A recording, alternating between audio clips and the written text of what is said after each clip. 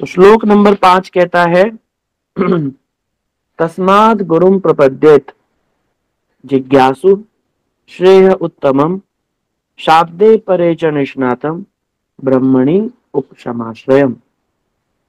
ये श्लोक बहुत इंपॉर्टेंट है।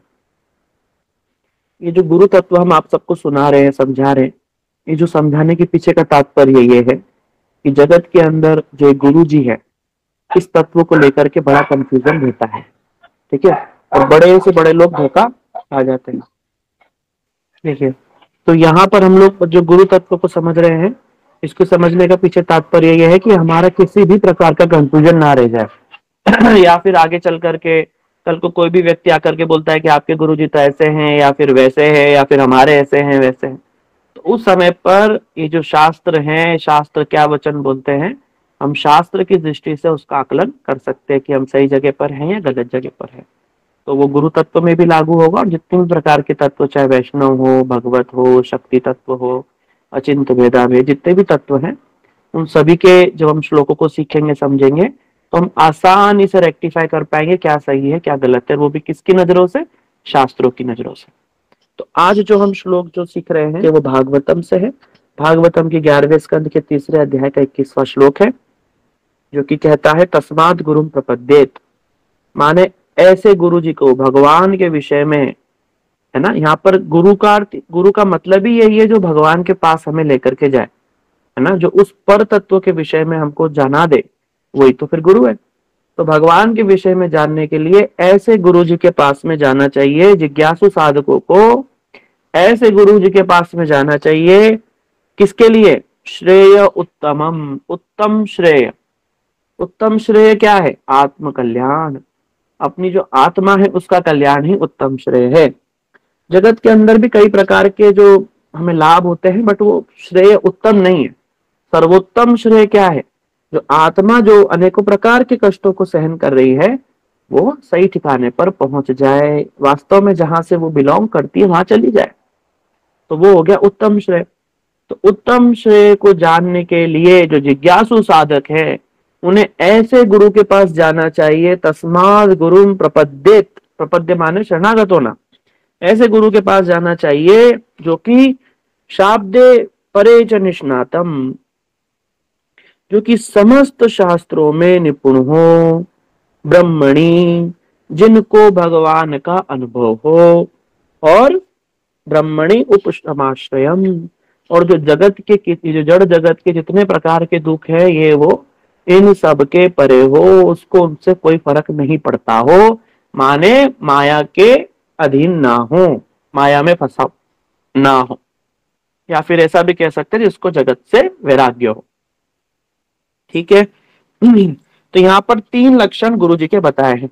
ध्यान पूर्वक सुनिए, नोट कर लीजिए, फिर बाद में आपको दिक्कत आएगी समझने में। आप जो भी समझ रहे हैं अपने शब्दों में नोट करते जाइए, बाद में आपको इजी पड़ेगा। 3 यहाँ पर गुरु जी के लक्षण बताए हैं। पहला, समस्त शास्त्रों में निपुण होना चाहिए। दूसरा, संसार से वैराग्य होना चाहिए।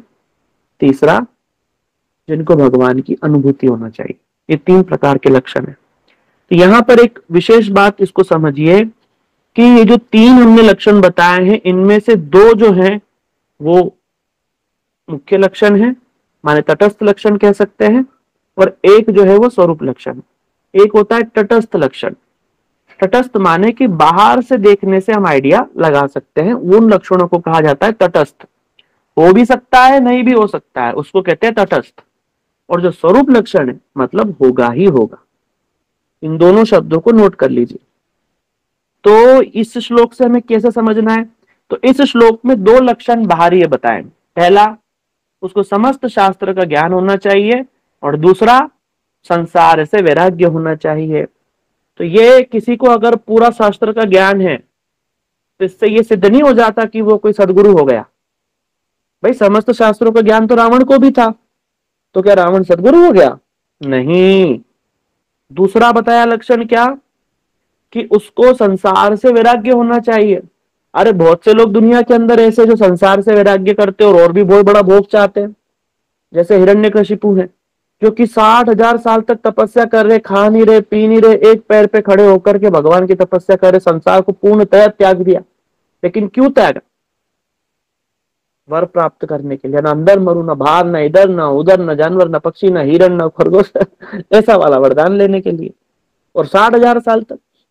और किसी की व्यक्ति की आयु 10,000 साल ही हो तो वो तो देखेगा कि ये तो सारी आयु भजन ही कर रहे हैं, संसार से तो वैराग्य ही है। लेकिन उसकी मनस्थिति क्या है? मनस्थिति तो वो भोग ही चाह रहा है।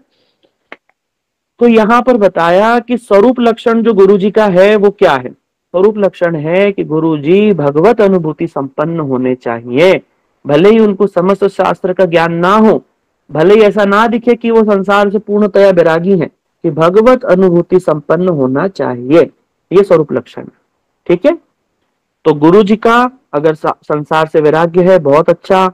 अगर उनको समस्त शास्त्र का ज्ञान है तो बहुत ही अच्छा। लेकिन जो मेन उनके अंदर बात होनी चाहिए वो ये होनी चाहिए कि वो भगवत अनुभूति संपन्न होने चाहिए।